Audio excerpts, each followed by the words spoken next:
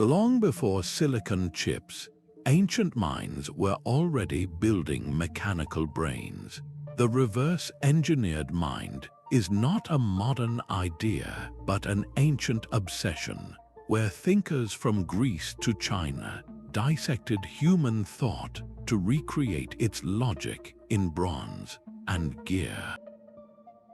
This journey uncovers how forgotten machines from over 2,000 years ago laid the foundation for the artificial intelligence shaping our world today.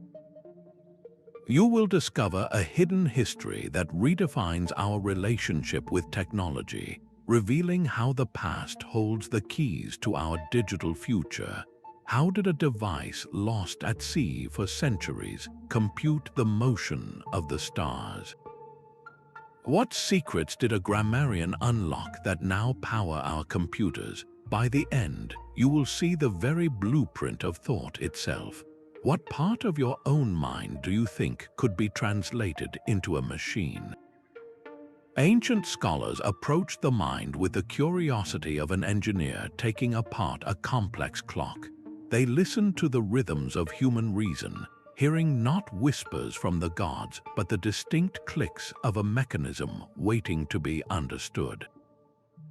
Their goal was to replicate the very process of thinking itself. They observed how we form conclusions from basic premises, how one idea logically turns and engages the next, much like a series of interlocking gears. This was the birth of the reverse-engineered mind, a concept where cognition was seen as a set of operable rules that could be modeled in physical form. The Stoic philosophers, for instance, developed systems of propositional logic, breaking down arguments into a sequence of if-then statements. They saw the mind not as a mystical vessel, but as a logical processor, where inputs led to predictable outputs. By deconstructing thought into these fundamental components, they were essentially writing the first lines of code long before the existence of computers. They laid the groundwork for creating machines that could automate reason, devices made of wood and bronze that could mirror the structured steps of a human solving a problem. This perspective is startlingly modern. It invites us to look at our own thoughts and wonder how much of our reasoning could be translated into the turning of a gear or the opening of a valve. The ancient quest was to build a mirror for the mind, and in doing so, they gave us the first blueprint for artificial thought. Aristotle's Organon was not merely a book, but a set of instructions for building a mind from words. Within its pages, he systematized the chaos of human reason into a clean, predictable structure.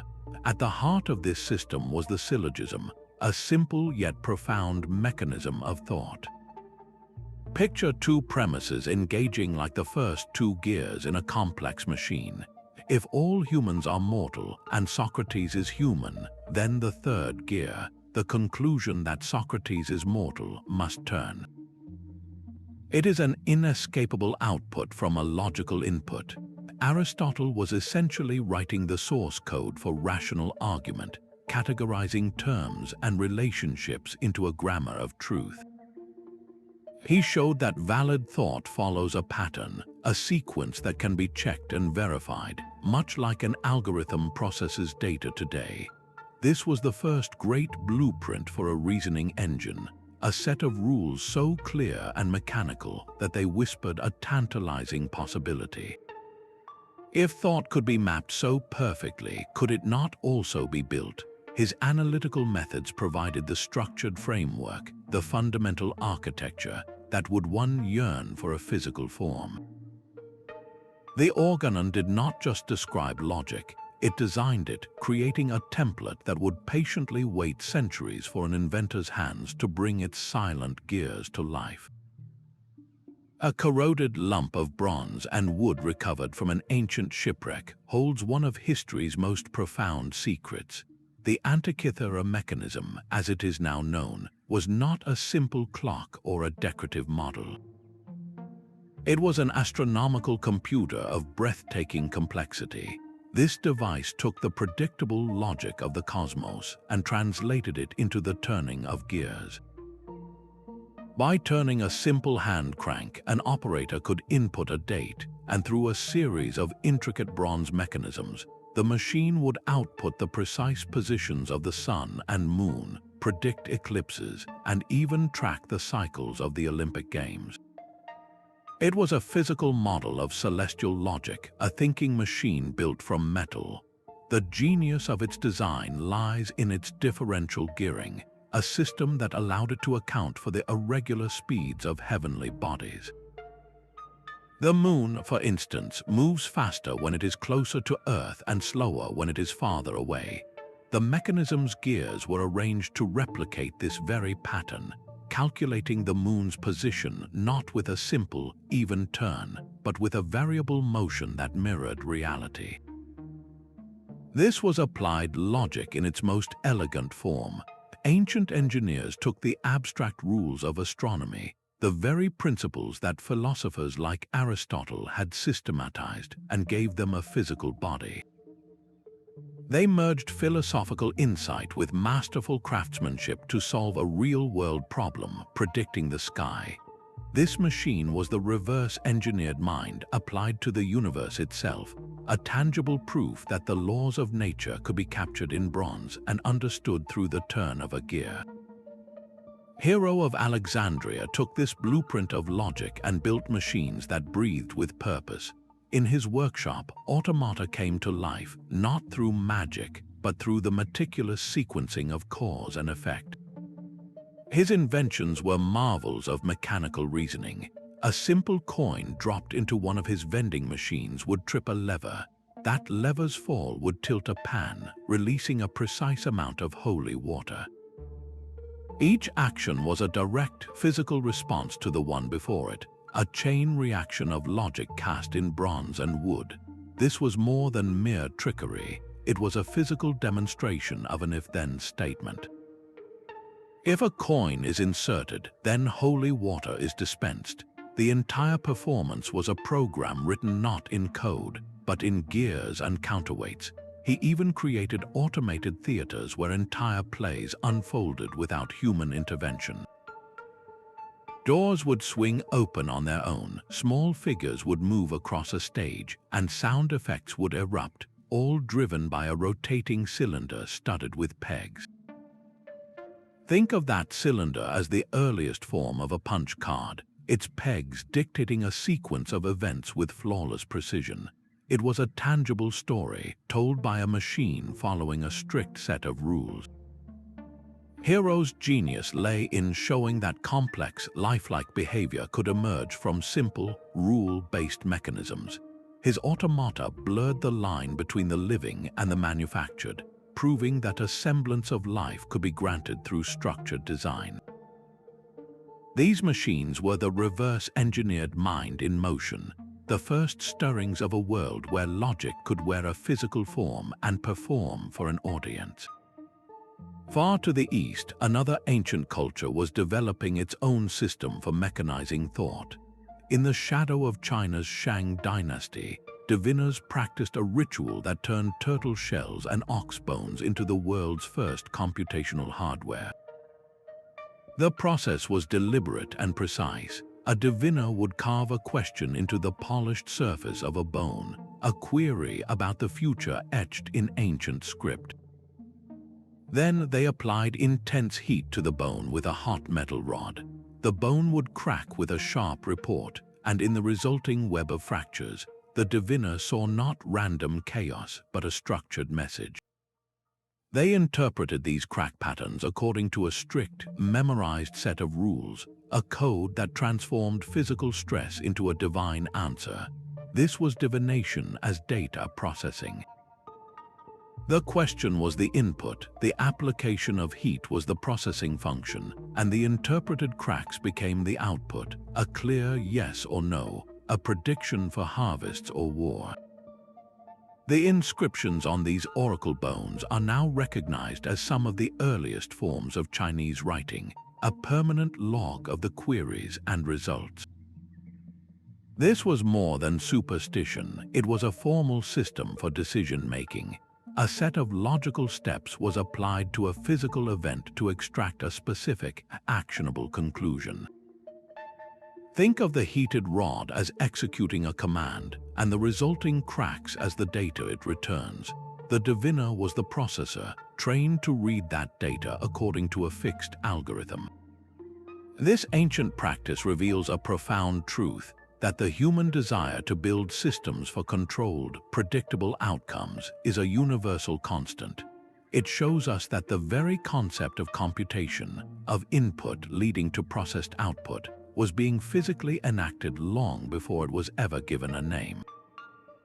While the Greeks built with bronze and the Chinese read cracks in bone, a scholar in ancient India was engineering a different kind of machine, one made entirely of words. Panini, working over 2,000 years ago, composed the Astronomical, a text that was not merely a grammar book but a complete operating system for the Sanskrit language. He did not just describe how the language worked, he defined it with an unyielding set of logical rules.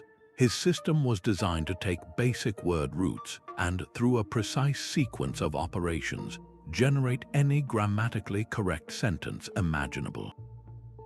It was a program for producing perfect speech.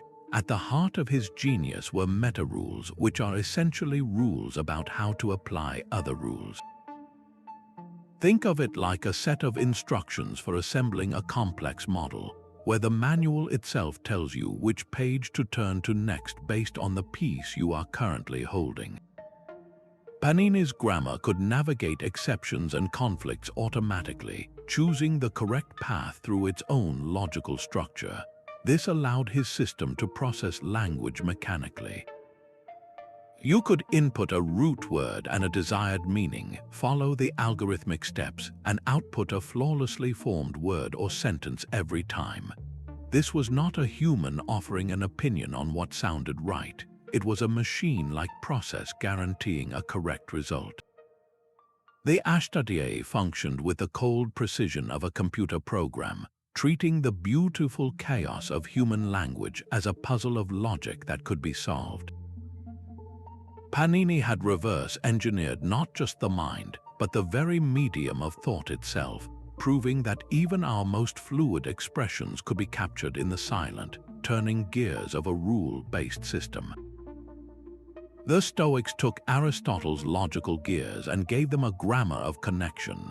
They shifted the focus from the categories of things to the relationships between statements themselves, building a system where truth became a matter of structure.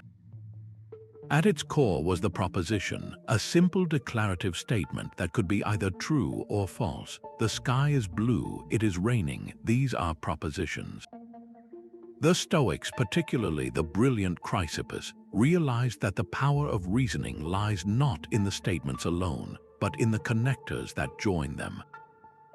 They identified operators like and, or, and if then, and showed how these little words could forge unbreakable chains of logic. If it is day, then it is light. It is day, therefore it is light. This is a modus ponens argument, a fundamental rule of inference that Chrysippus formalized. The truth of the conclusion is forced into existence by the structure of the argument, regardless of what it is actually talking about. You could replace day and light with any other concepts, and the logic would hold just as firm. If an object is metal, then it conducts electricity. This object is metal. Therefore, it conducts electricity. The system worked with the cold, beautiful precision of a machine. The Stoics were, in effect, creating a symbolic logic 2 millennia before its time. They treated propositions as variables and the connectors as operational gears, building a mental machine that could process truth itself. This was the birth of an idea crucial to computing, that the content is separate from the process. The actual meaning of the statements does not matter to the logic engine, only their truth values and how they are connected. This abstraction is the very bedrock of modern computing. where silicon chips manipulate ones and zeros without any inherent understanding of what those ones and zeros represent. The Stoics provided the universal toolkit, proving that the architecture of reason could be mapped, studied, and ultimately built. Centuries later and worlds away from Panini's linguistic machinery, a new workshop hummed with the sound of water and ingenuity.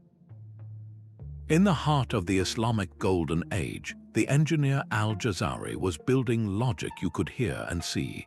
His workshop was a gallery of moving wonders, from elegant water clocks to automated musicians, each device a testament to a profound new idea that a machine's behavior could be programmed. His masterpiece, the Book of Knowledge of Ingenious Mechanical Devices, was less a simple catalogue and more a detailed blueprint for a new kind of thinking. Within its pages, he described machines whose actions were governed by intricate arrangements of cams, gears, and levers. A camshaft, a rod studded with carefully placed bumps, was his key innovation. As the shaft rotated, each bump would trigger a specific action at a precise moment, a lever lifting, a door opening, a figure moving. This was a physical program, a sequence of instructions carved into brass. The true genius was that these cams could be modified or replaced. By changing the pattern of bumps on the shaft, you could change the machine's entire sequence of operations without rebuilding it from scratch. It was the earliest form of reprogramming, a mechanical equivalent to writing a new set of commands. One of his most famous creations was a water clock driven by a heavy float, which descended in a basin of water at a constant rate. This float, in turn, drove a complex gear train that powered the camshaft. The result was a breathtaking automated theater. On the hour, doors would swing open to reveal miniature figures. Robotic musicians would play their instruments, and a model boat would complete a full circle. Every single action was dictated by the logic of the cam, a sequence of cause and effect set in motion by the steady flow of water. Al-Jazari had fused artistic beauty with unerring mechanical logic, creating systems that performed complex, timed tasks with flawless reliability. His work was not just automation, it was applied algorithm, a physical demonstration that the steps of a process could be encoded into a machine's very structure. Even as Al-Jazari's water clocks marked the hours in the East, a different kind of machine was taking shape in a European monastery. Ramon Llull envisioned a device built not from brass or water, but from paper and symbols, a mechanism designed to think. His Ars Magna, or Great Art, was an ambitious system to automate the discovery of truth itself. Llull believed that all knowledge was composed of a finite set of fundamental concepts, which he represented with letters. He then inscribed these symbols onto concentric paper discs that could be rotated against one another. By spinning these discs, a user could mechanically generate every possible combination of these basic ideas. For instance, turning the discs might align goodness with justice or truth with eternity, producing a vast matrix of philosophical statements for examination. This was a logic engine powered by human hands, a combinatorial machine designed to explore the entire landscape of thought. Llull was convinced that by systematically exhausting all combinations, one could not only confirm existing truths but arrive at new, undeniable knowledge, even resolving complex theological debates. His method blended a mystic's faith in universal harmony with a programmer's drive for systematic process. The rotating discs of the Ars Magna were a tangible expression of a powerful idea, that reasoning could be broken down into a finite set of operations and its creative potential unlocked through mechanical repetition. This was more than a curious gadget. It was a profound precursor to the fields of combinatorics and symbolic logic. Llull had built a prototype for a universal problem-solving machine, demonstrating that the very act of generating new ideas might be reducible to the turning of a wheel. Leonardo da Vinci's notebooks pulse with a singular obsession, the inner workings of life itself. He saw the human body not as a vessel of spirit, but as an exquisitely engineered machine. In his detailed anatomical studies, he traced the lines of muscles and tendons, mapping them not as mystical channels but as biological levers and pulleys.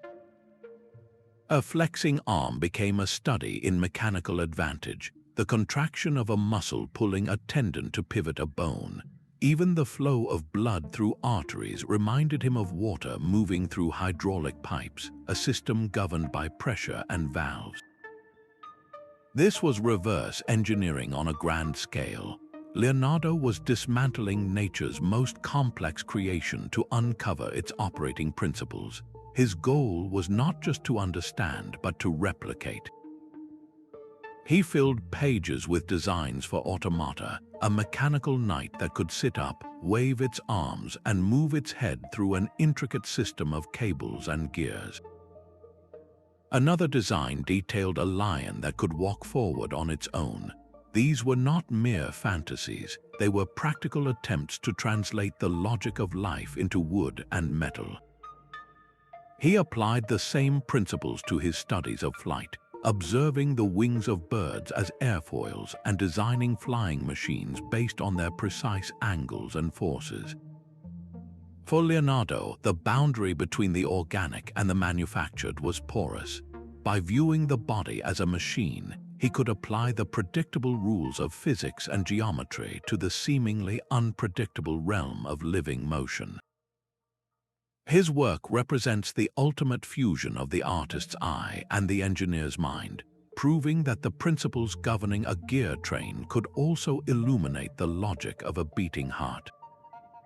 He was searching for the universal mechanics that underpin all movement, whether in flesh or in bronze, and in doing so, he drew the human mind itself closer to the realm of the buildable. The steady drip of water clocks and the turning of symbolic discs now gave way to the crisp, metallic sound of a gear engaging. In the middle of the 17th century, a young Blaise Pascal grew frustrated watching his father spend long, exhausting hours calculating taxes. That frustration sparked an invention that would transform abstract logic into a practical tool, the Pascaline. This was not a machine designed to mimic the cosmos or tell a story, but one built for a single, powerful purpose: to think with numbers. Its brass casing housed a brilliant system of interlocking gears, each representing a digit from 0 to 9. When a wheel for the unit's place completed a full rotation from 9 back to 0, a single tooth would catch and advance the tens wheel by 1. This simple yet profound action automated the very concept of carrying over, a mental step that every human calculator must perform. With each turn of its dials, the Pascaline performed addition and subtraction with a flawless, mechanical certainty that no tired mind could match. Pascal had successfully offloaded a fundamental process of human reason into a device of brass and steel. It was a tangible proof that the intricate dance of arithmetic, a form of pure logic, could be encoded into physical motion. The machine did not understand numbers, it did not need to. It merely followed the rules its gears imposed, and in doing so, it always arrived at the correct answer. This was the birth of automated calculation as a commercial reality, a logic engine you could place on a desk. The Pascaline made one thing undeniably clear: the human mind could build a partner to handle its most tedious reasoning, a partner that never grew weary and never made a mistake. Where else could this principle of offloaded thought lead? Pascal's calculating machine was a marvel, but it was only a beginning. Its gears could only turn in one direction of thought, handling addition and subtraction. Gottfried Leibniz looked at this mechanical brain and saw a far greater potential. He dreamed of a machine that could not just calculate but reason, a device that could perform all 4 arithmetic operations and, in doing so, hint at a universal language for all human thought. His creation was the stepped reckoner, an intricate device that used a unique stepped drum, a cylinder with 9 teeth of different lengths.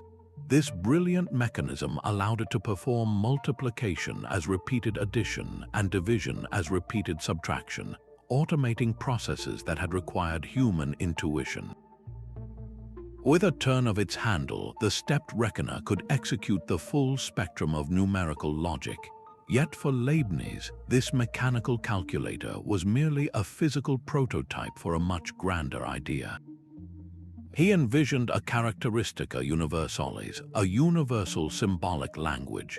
In this system, every complex idea, from justice to divinity, could be broken down into its most basic components and represented by a unique symbol. These symbols would then form a precise alphabet of human concepts. Once you had this alphabet, you could combine these symbols according to a set of logical rules, an algebra of thought he called a calculus ratiocinator. He believed that philosophers, instead of arguing for hours with flowery rhetoric, could sit down with pen and paper and simply calculate the truth. If 2 people disagreed on a point of philosophy or law, they would not debate, they would compute. They would break their argument into its symbolic components, apply the rules of logical manipulation, and arrive at an indisputable conclusion, just as one solves an equation for an unknown variable. This was not merely a dream of automated calculation, but of automated reason itself. Leibniz was laying the philosophical bedrock for the digital world to come. His binary system, his fascination with the power of the 1 and the 0, directly prefigures the very heart of modern computing. In his vision of a world where complex thoughts are reduced to clear symbols and processed by unerring rules, we see the undeniable blueprint for the digital representation of all information. He saw that the mind's deepest workings might not be a mystery, but a calculation waiting to be performed. A loom in 19th century France began to weave a revolution far beyond silk and brocade. Joseph-Marie Jacquard's loom transformed the ancient art of weaving into a form of mechanical programming. At its heart was a simple innovation, a chain of stiff punched cards. Each card in the sequence corresponded to a single row in the fabric's intricate design. Where a hole was punched, a hook could pass through, lifting a specific warp thread to allow the colored weft to pass beneath it. A solid, unpunched part of the card would block the hook, leaving that thread lowered. Row by row, card by card, the loom read these physical instructions, translating the presence or absence of a hole into a binary choice, up or down, that built a complex image thread by thread. This was not a machine that simply repeated a single pattern. It was a machine that could be reprogrammed. To create an entirely new tapestry, one did not need to rebuild the loom, only reconfigure the sequence of its punched cards. The information for the entire design was stored physically in that deck of cards, a permanent, reusable memory. The rhythmic clatter of the Jacquard loom was the sound of a machine executing a stored program, a set of logical commands encoded in paper and processed in a strict, sequential order. It demonstrated with stunning clarity that complex, even beautiful, outcomes could emerge from a system that understood nothing of art, only how to follow a simple, repetitive rule. This elegant solution to weaving would catch the eye of a future computer pioneer, Charles Babbage, who saw in those dancing cards not the future of fabric, but the very principle of software. The loom proved that logic could wear a new form, not of gears or water, but of paper and holes, a language waiting to be read by the next generation of thinking machines. Charles Babbage looked at the rhythmic dance of the Jacquard loom and saw a new kind of fabric, one woven not from silk but from pure logic. His vision materialized in the designs for the analytical engine, a machine of breathtaking ambition. This was not a mere calculator like his earlier difference engine, built to compute mathematical tables. The analytical engine was a mechanical brain, a general-purpose computer conceived a century before the electronic age. Its architecture was startlingly modern, featuring a mill, which we would now call the central processing unit or arithmetic logic unit, where all calculations were performed. It had a store, a mechanical memory built from columns of gears to hold numbers and results. Most profoundly, it had control through a system of punched cards, directly inspired by Jacquard, which would dictate the sequence of operations. One set of cards controlled the arithmetic, another the variables in the store, and another could even direct the machine to repeat operations or jump to a different set of instructions, a primitive form of the loops and conditional branches that define modern programming. This machine could be programmed to perform not just one type of calculation, but any computation that could be broken down into a sequence of logical steps. It was the universal logic machine that ancient thinkers had only dreamed of, finally given a detailed mechanical form. Yet the engine's true potential was illuminated not by Babbage alone, but by his brilliant collaborator, Ada Lovelace. While Babbage focused on the machine's physical construction, Lovelace grasped its philosophical soul. She translated and extensively annotated an article about the engine, and in her notes she laid down the first published computer programs, intricate algorithms designed for the machine to follow. She saw that the numbers processed by the engine could represent more than just quantities. They could be symbols for other things, like musical notes or letters of the alphabet. She famously speculated that the engine might compose elaborate and scientific pieces of music of any degree of complexity or extent. Lovelace was envisioning the manipulation of symbols, the very essence of general-purpose computation. She recognized that the analytical engine was a machine for processing information in its most abstract sense, a loom for the mind that could weave algebraic patterns just as easily as a Jacquard loom wove flowers and leaves.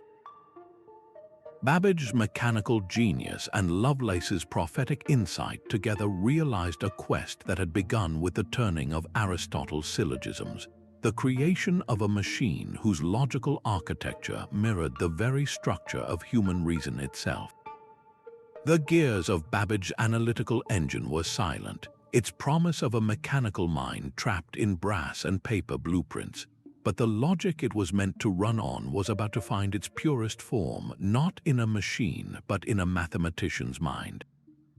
George Boole, a self-taught genius in 19th century England, was convinced that the ancient puzzle of human reason was not a mystery for philosophers alone, but an equation waiting to be solved. In his seminal work, The Laws of Thought, he presented a radical idea that logical relationships could be expressed with the simplicity and precision of algebra. He stripped arguments down to their barest bones, using binary variables that held only two possible states, true or false, 1 or 0. Into this stark landscape, he introduced a set of operations, the very words that now power every digital device on the planet, and or and not. Think of a simple statement: if it is raining and I have an umbrella, then I will stay dry. The AND gate requires both conditions to be true for the outcome to be true. If just one is false, the entire statement fails. Now consider an or scenario. I will be happy if I eat cake or ice cream. Here, only one of the conditions needs to be true for the result to be true, though both being true also works. The NOT operation simply flips the state, turning true into false and false into true. Boole showed that even the most complex philosophical debates could be broken down into chains of these simple logical operations. His algebra provided a set of rules to manipulate these symbolic statements, to simplify them, and to compute their outcomes with mathematical certainty. This was the final, crucial bridge between the abstract world of Stoic logic and the physical world of electrical circuits. For the first time, a thought, a premise, an entire argument could be cleanly translated into a set of instructions that required no human interpretation, only mechanical execution. The true and false of Boolean logic would soon find a perfect physical counterpart in the on and off states of an electrical switch. Boole had given the world the universal grammar for machine reason, a language of pure logic that would one day whisper inside every computer, telling it how to think. Boole's algebra of thought was a beautiful abstraction, a set of perfect rules suspended in the realm of pure logic. But for those rules to come to life, they needed a body, a physical system that could understand their binary language. That system arrived not with gears or water, but with the sudden, silent flow of electricity. A young student at the Massachusetts Institute of Technology named Claude Shannon looked at the sprawling tangle of circuits in a telephone switching network and saw something remarkable. He recognized that the simple on and off state of an electrical relay was a perfect physical representation of Boolean logic's true and false. A closed switch allowing current to pass could mean true. An open switch breaking the circuit could mean false. In his groundbreaking master's thesis, Shannon demonstrated that you could build circuits to perform the very operations Boole had defined. An AND gate, for instance, could be constructed by placing two switches in series. Current would only flow, making the output true, if both the first switch and the second switch were closed. An OR gate required switches in parallel, where current would flow if either the first or the second switch was closed.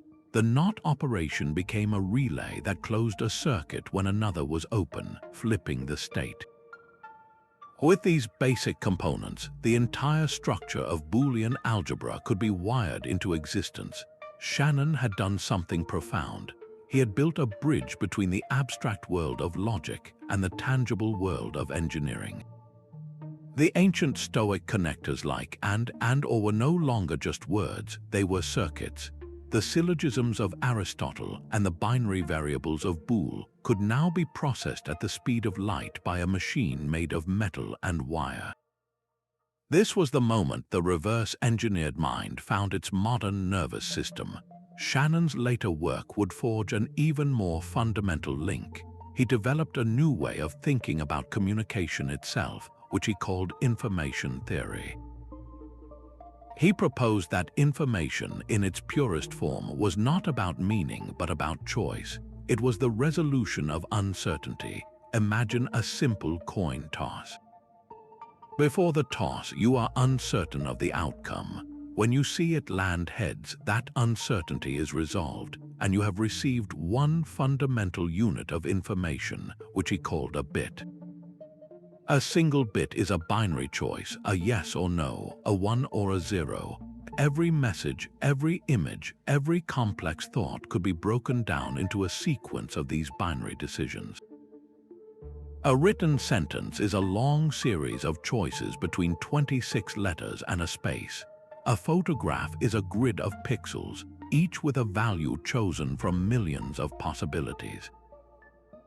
Shannon showed that this information could be measured, transmitted, and processed with mathematical precision. His theory provided the tools to compress data, to send it reliably over noisy channels, and to store it efficiently.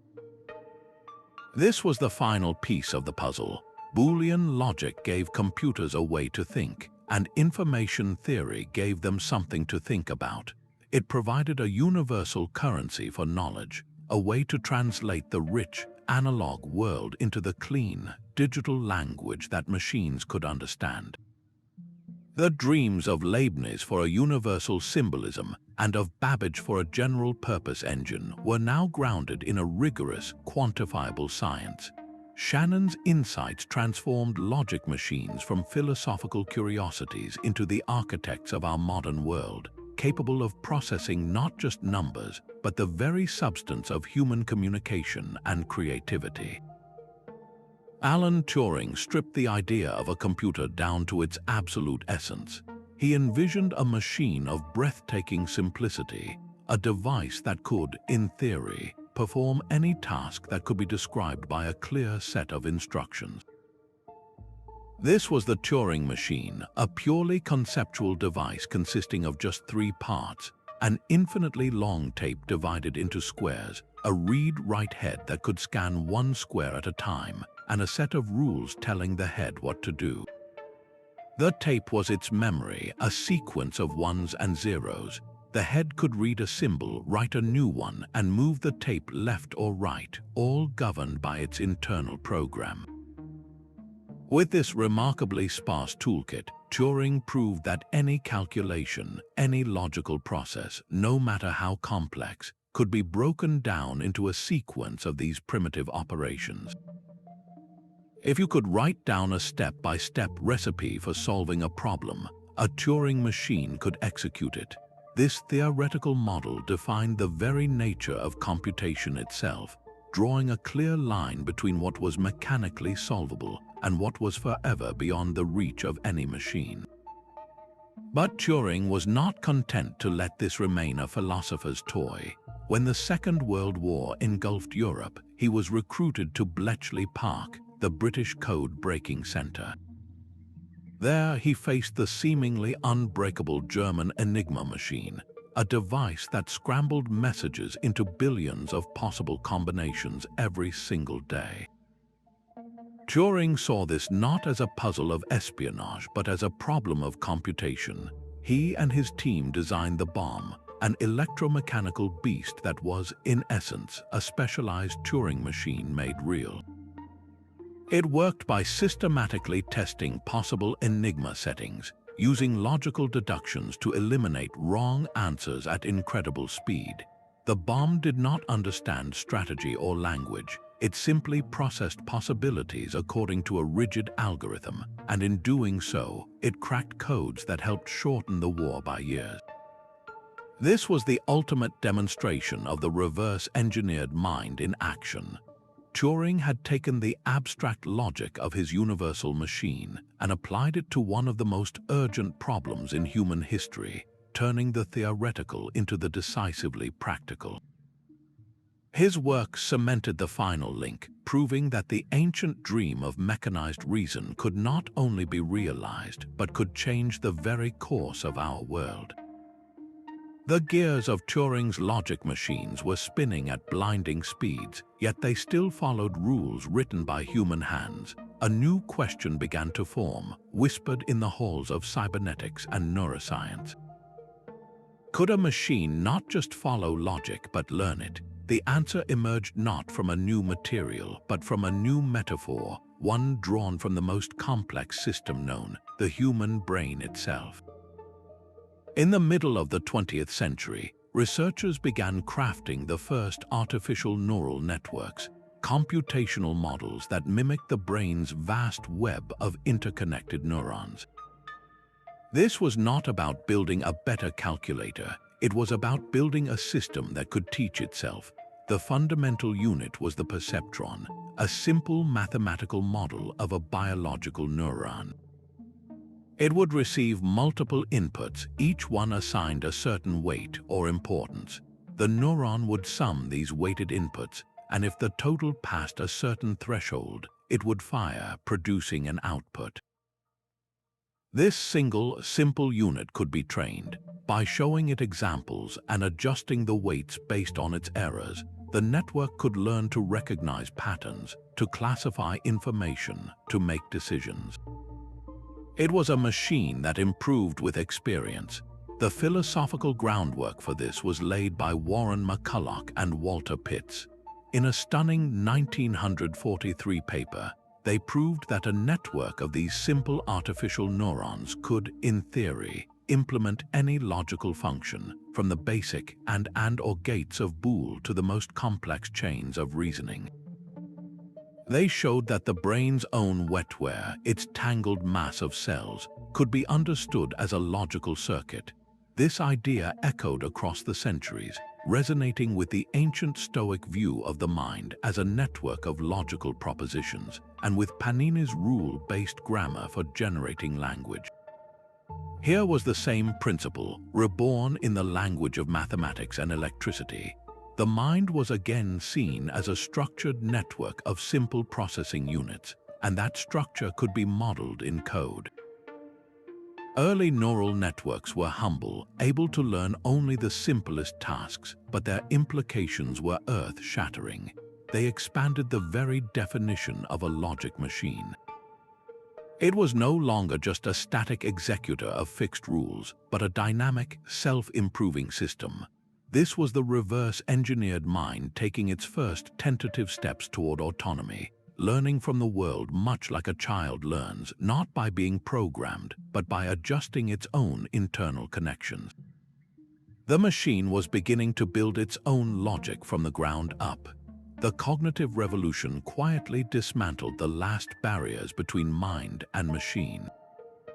Psychologists and computer scientists began to see the human brain not as a black box of instincts and emotions, but as an information processing system, a biological computer running sophisticated software.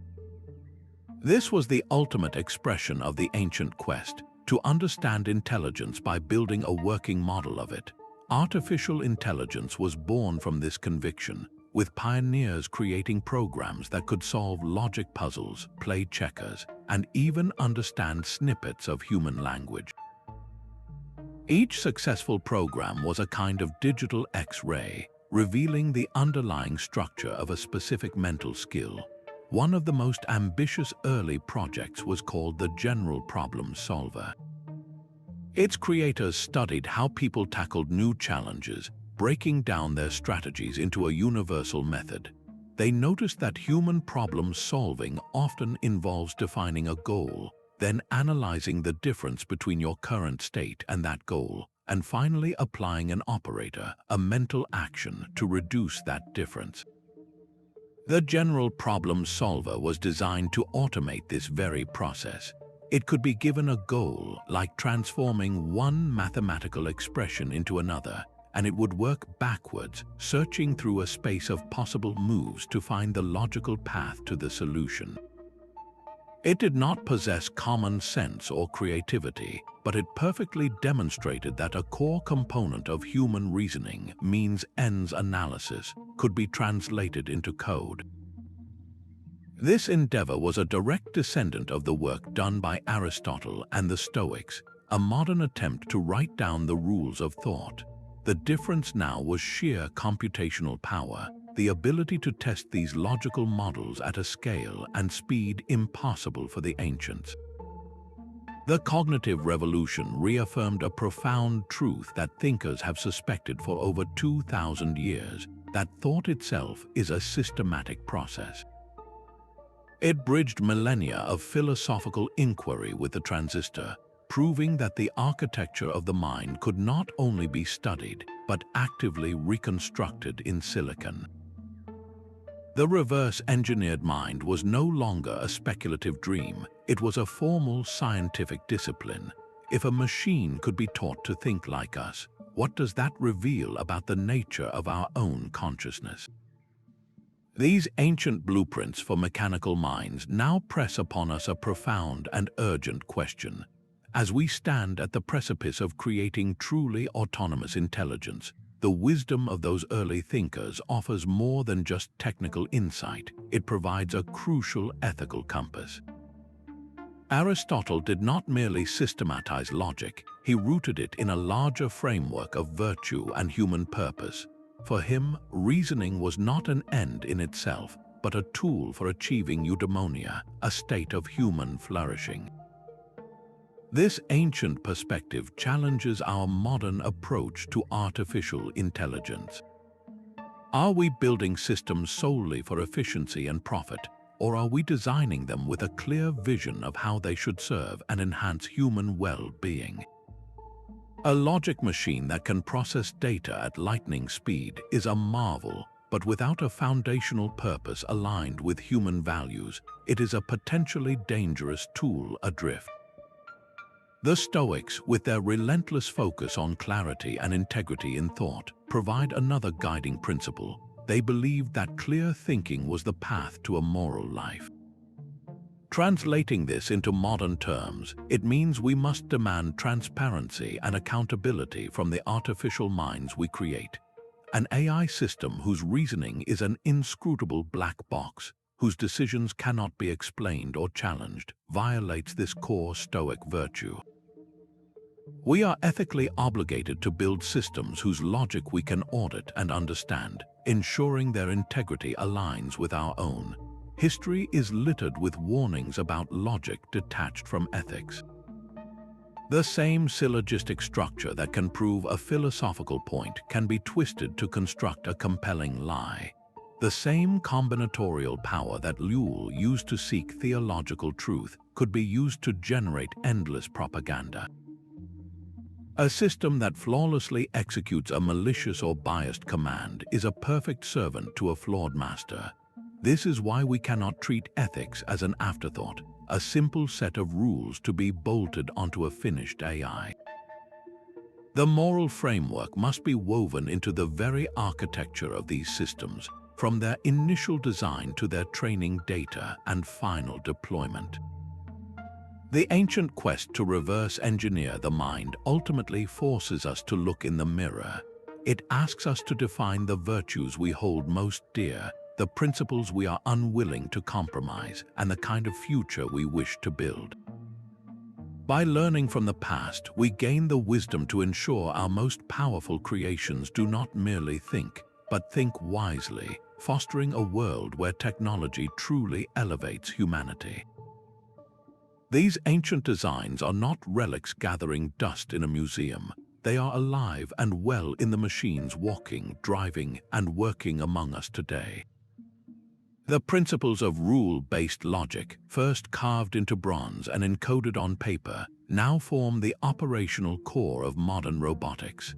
An autonomous vehicle navigating a bustling city street is a direct descendant of the Antikythera Mechanism. Where that ancient computer used gears to process astronomical data, the car uses a network of sensors, LiDAR, and cameras as its inputs. Its complex algorithms then process this constant stream of environmental data, making millions of logical decisions per second, just as the mechanism's differential gears computed the irregular motions of the moon. The car's central processor executes a continuous syllogism. If an object is detected in the path and the distance is closing, then apply the brakes. This is nothing less than Aristotelian logic running at the speed of light, a digital embodiment of ancient reasoning. In factories around the world, robotic arms perform their elegant, repetitive dances.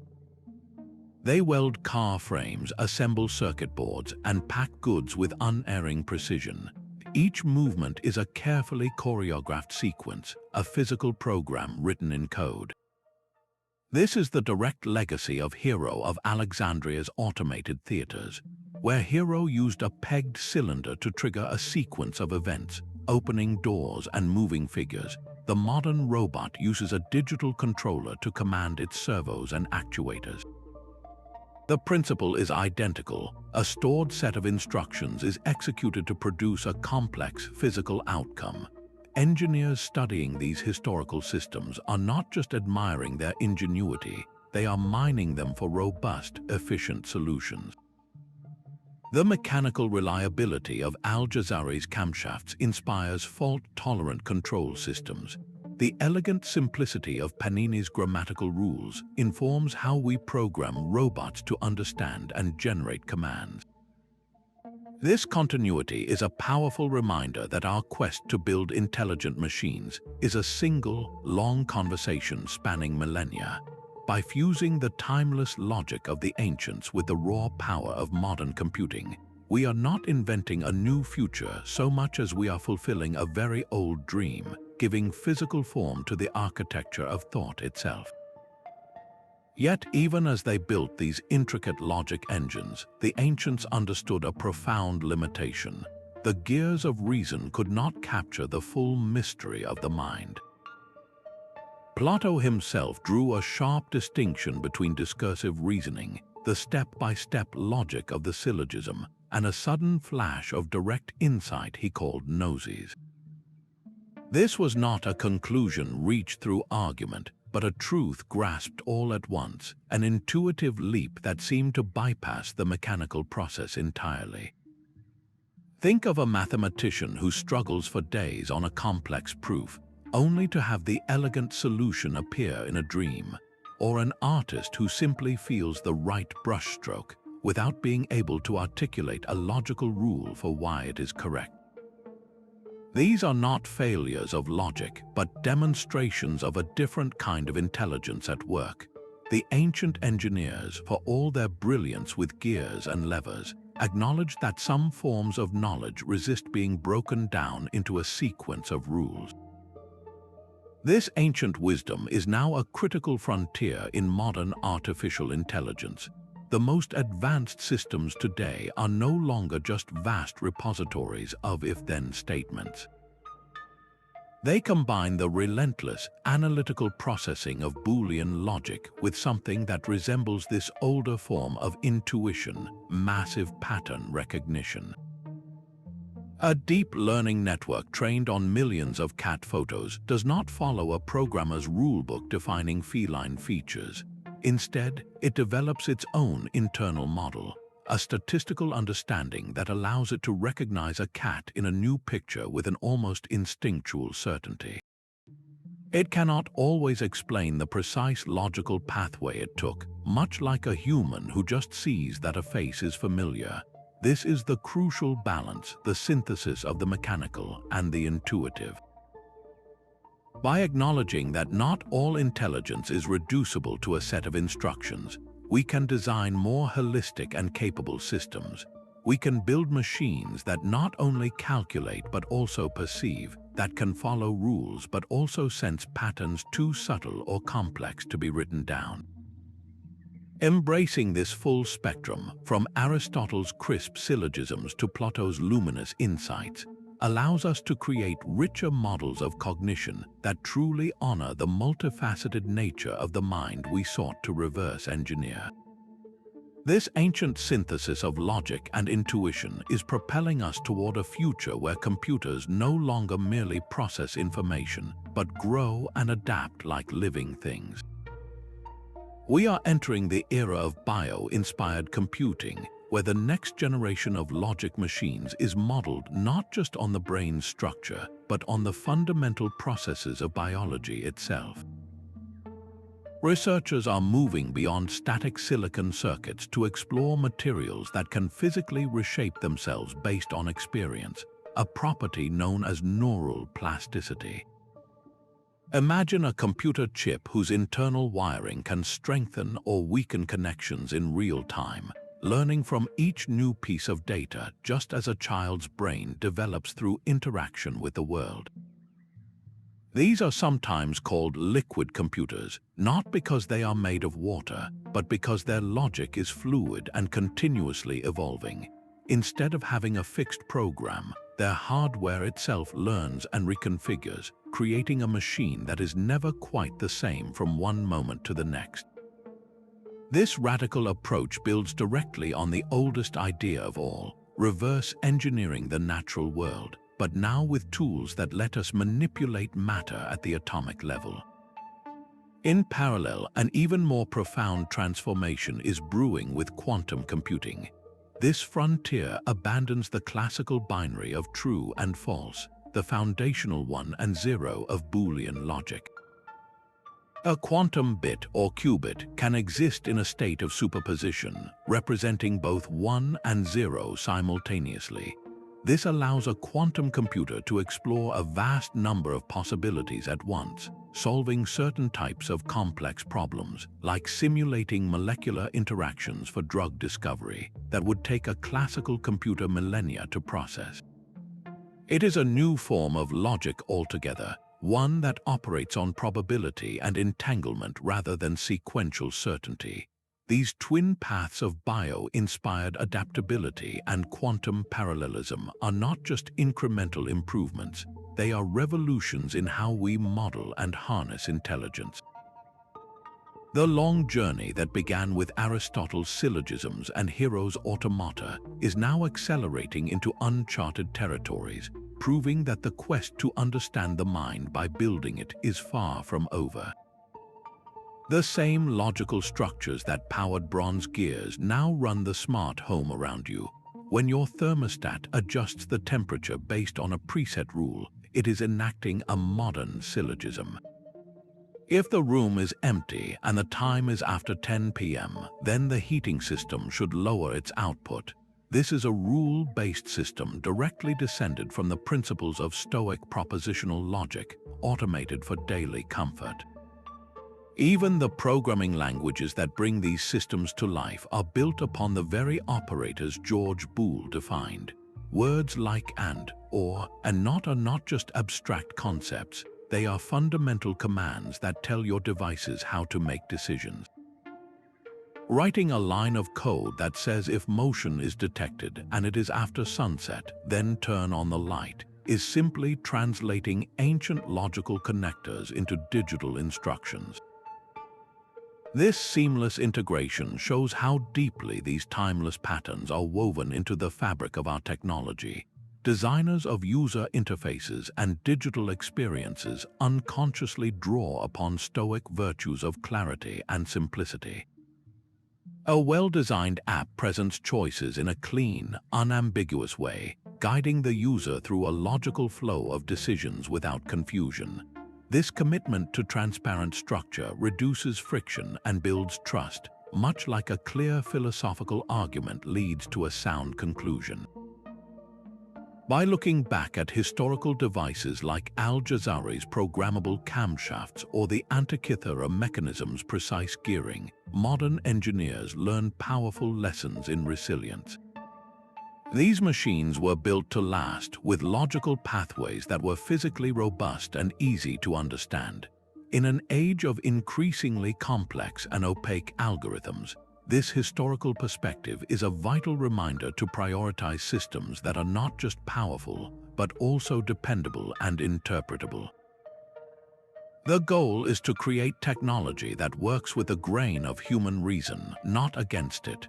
When we integrate these time-tested logical architectures, we build tools that feel intuitive because they think in a way that is fundamentally familiar to us. This long arc of discovery, from bronze gears to silicon neurons, reveals something fundamental about our species. We are not just builders of tools, but architects of thought, endlessly fascinated by the inner workings of our own minds. The reverse-engineered mind is far more than a technical marvel.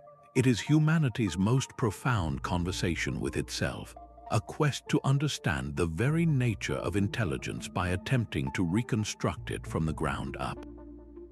Every logic machine, whether carved from wood or coded in light, is a question posed to the universe, asking what we are and what we might become.